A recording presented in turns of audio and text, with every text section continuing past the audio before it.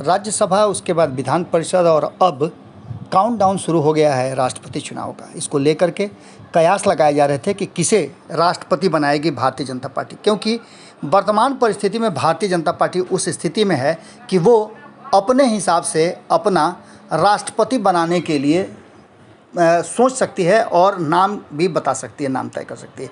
अब ये काउंटडाउन शुरू हो चुका है। आपको बता दें कि इस वक्त चुनावों को लेकर के काफ़ी चर्चा है और इसको लेकर के आने वाले कई राज्यों में चुनाव भी होने वाले हैं। इन सारी बातों को लेकर के लोकसभा और राज्यसभा के अलग अलग विधानसभा में सदस्यों के आंकड़ों को देखते हुए भाजपा काफ़ी मजबूत स्थिति में है। ऐसे में हर किसी की नज़र भाजपा के संभावित उम्मीदवार पर टिकी हुई है। कई तरह के कयास भी लगाए जा रहे हैं। अब इन सारी बातों को लेकर के चलिए हम आपको बताते हैं कि भारतीय जनता पार्टी के भीतर जो चर्चा चल रही है और नाम फाइनल किए जा रहे हैं, उसमें से कौन कौन से नाम हैं और किस अर्हता के साथ भारतीय जनता पार्टी इस नाम को लेकर के आएगी जिसमें आपत्ति किसी को नहीं होगी। जहां विरोध का भी स्वर उठेगा वहां भी भारतीय जनता पार्टी पूरी तरह से चेकमेट करने की स्थिति में है। पहले तो ये आपको बताना जरूरी है कि राष्ट्रपति का चुनाव होता कैसे है। राष्ट्रपति के चुनाव में लोकसभा, राज्यसभा के सभी सांसद और सभी राज्यों के विधायक वोट डालते हैं।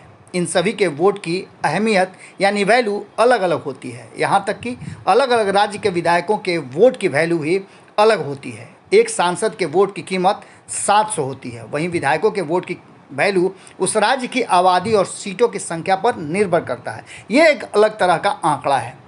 इसके साथ ही ये भी जानना जरूरी है कि राष्ट्रपति का चुनाव कौन लड़ सकता है, क्योंकि नाम जो फाइनल होंगे इन सारी चीज़ों को देख करके होंगे। चुनाव लड़ने वाला भारत का नागरिक होना चाहिए, उसकी उम्र 35 वर्ष से अधिक होनी चाहिए और चुनाव लड़ने वाले में लोकसभा का सदस्य होने की पात्रता होनी चाहिए।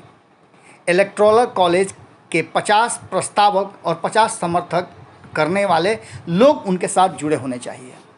इसके साथ ही आपको बता दें कि राष्ट्रपति चुनाव में लोकसभा, राज्यसभा और अन्य विधानसभाओं के वोट काउंट होते हैं। 245 सदस्यों वाली राज्यसभा में अभी 230 सांसद हैं।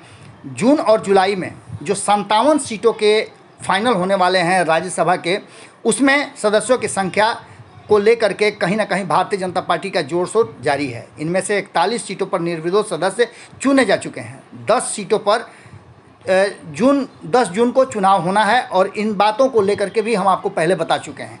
इन सारी स्थिति को लेकर के अब एकदम बिल्कुल स्पष्ट हो चुका है कि राष्ट्रपति कौन होगा। इसके लिए तैयारियां ज़बरदस्त चल रही हैं। राष्ट्रपति द्वारा मनोनीत 12 राज्यसभा सांसद राष्ट्रपति चुनाव में वोट नहीं डालते हैं, ये भी आपको हम बता रहे हैं। वहीं 543 सदस्यों वाली लोकसभा में अभी 540 सांसद हैं, 3 सीटें खाली हैं। इन पर भी चुनाव की प्रक्रिया जारी है। मतलब साफ है कि राष्ट्रपति और उपराष्ट्रपति से पहले लोकसभा, राज्यसभा और विधानसभा की सभी खाली सीटों का उपचुनाव हो जाएंगे।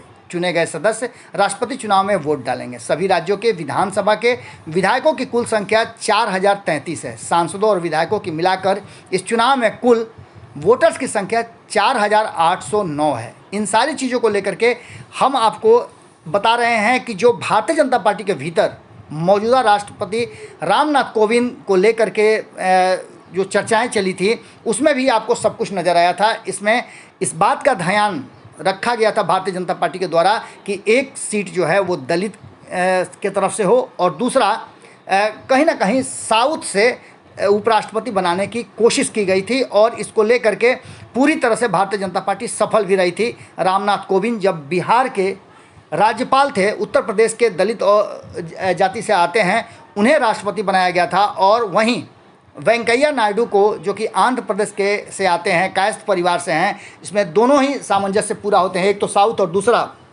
सवर्ण है, उनको लेकर के उपराष्ट्रपति बनाने की मुहिम चली थी और इसमें सफल भी हुए थे भारतीय जनता पार्टी।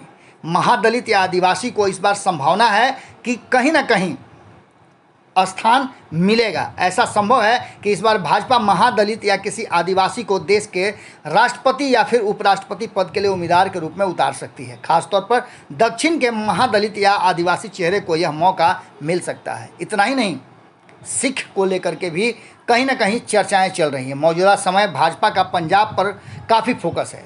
इन बातों को लेकर के भी आपको पता है कि बिहार से सटा हुआ राज्य है और वहाँ आम आदमी पार्टी की सरकार है, कांग्रेस को वहाँ से बेदखल कर दिया गया है। और हम पहले भी आपको बता रहे थे कि भारतीय जनता पार्टी अपनी नीतियों में सफल हुई है। कांग्रेस को सत्ता से बेदखल करने का जो उसका मुहिम था, उसमें पंजाब से भी बेदखल कर दिया है। अब देखना होगा कि अगले चुनाव तक क्या तैयारियां करती हैं। इसके लिए भी राष्ट्रपति और उपराष्ट्रपति का कहीं ना कहीं भारतीय जनता पार्टी के तरफ से होना ज़रूरी भी है। इसके साथ ही आपको बता दें कि मुस्लिम चेहरे पर भी लगातार चर्चा चल रही है। राष्ट्रपति या उपराष्ट्रपति का उम्मीदवार किसी मुस्लिम को बनाया जा सकता है। अब इसके लिए नामों की चर्चा शुरू हो चुकी है। कहा जा रहा है कि नकवी का नाम इसमें सबसे ऊपर चल रहा है। वहीं आपको बता दें कि इस बार फिर से उत्तर और दक्षिण को मिला करके राष्ट्रपति और उपराष्ट्रपति बनाए जाने की कवायद पर और उस फार्मूले पर ही भाजपा काम कर रही है। इसके लिए हमने आपको पहले ही बताया कि जो पार्टी के राष्ट्रीय अध्यक्ष हैं जेपी नड्डा और उसके बाद राजनाथ सिंह को इसकी जिम्मेवारी दी गई है। इसके साथ ही अन्य कई लोगों को इसमें शामिल किया गया है और लोगों को समझाने बुझाने और बैठक करने की भी बात की जा रही है। आपको खबरों के माध्यम से भारत लाइव ने बताया था कि किस तरह से नीतीश कुमार को भी भारतीय जनता पार्टी ने तलब किया है। इसके साथ अब राष्ट्रपति चुनाव के काउंटडाउन शुरू हो गए हैं और इसमें विपक्ष भी अपनी भूमिका के लिए तैयार नजर आ रहा है। हमने आपको खबरों में बताया था कि किस तरह से ममता बनर्जी विपक्ष की एकजुटता के लिए पूरी तरह से तैयारी कर रही हैं और उसी का नतीजा है कि कई जो क्षेत्रीय और राष्ट्रीय दल हैं उनको एक मंच पे लाने की कवायद बड़ी ज़ोर शोर से चल रही है। वहीं दूसरी तरफ भारतीय जनता पार्टी जो उसके सीट कम हो रहे हैं निर्विरोध चुने जाने के लिए उसकी तैयारी कर रही है। इसमें आपको देखा होगा कि कांग्रेस के भी लोगों ने और कहीं ना कहीं विपक्ष इस बात को लेकर के अब तैयारी शुरू कर चुका है कि भारतीय जनता पार्टी को राष्ट्रपति चुनाव में कैसे रोका जा सके। देखने वाली बात ये होगी कि भारतीय जनता पार्टी जो विधान सभाओं में अलग अलग राज्यों के, इसके साथ साथ लोकसभा में और राज्यसभा में आंकड़ों के हिसाब से मजबूत स्थिति में है, वो किसे राष्ट्रपति और उपराष्ट्रपति के लिए नामित करती है। हालांकि कई ऐसे नाम हैं जिसमें नीतीश कुमार का नाम भी सामने आया था, लेकिन संभावनाएं कम नज़र आ रही हैं क्योंकि नीतीश कुमार उपराष्ट्रपति बनने के लिए तैयार नहीं होंगे। वहीं जो स्थिति चल रही है देश में और जो खास करके अल्पसंख्यक समाज को लेकर के दुनिया भर में चर्चाएं चल रही हैं, भारतीय जनता पार्टी पर उंगलियां उठ रही हैं, इसको दूर करने के लिए भारतीय जनता पार्टी किसी अल्पसंख्यक समाज से, मुस्लिम समाज से किसी उम्मीदवार को राष्ट्रपति या उपराष्ट्रपति बनाने के लिए तैयारी करे तो कोई अतिशयोक्ति नहीं होगी।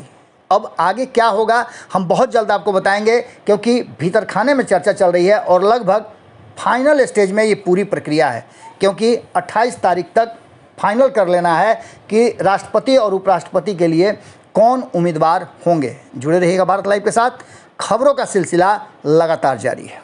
अगर ये वीडियो पसंद आई और वह बिहार के राजनीति और बिहारियत से सरोकार रखेनी तो सब्सक्राइब बटन दबा के चैनल के सब्सक्राइब कर ली। ओजे एगो घंटी बा, ओकरा बटन दबा देला से कुल सटीक और मारक खबर रुआ मुफ्त में मिल जाई। अगर रुआ पत्रकारिता के हमनी के नया प्रयोग में सहयोग कर चाहतानी तो ज्वाइन बटन दबा दी। पेटीएम नंबर नोट कर ली 9386816700। धन्यवाद।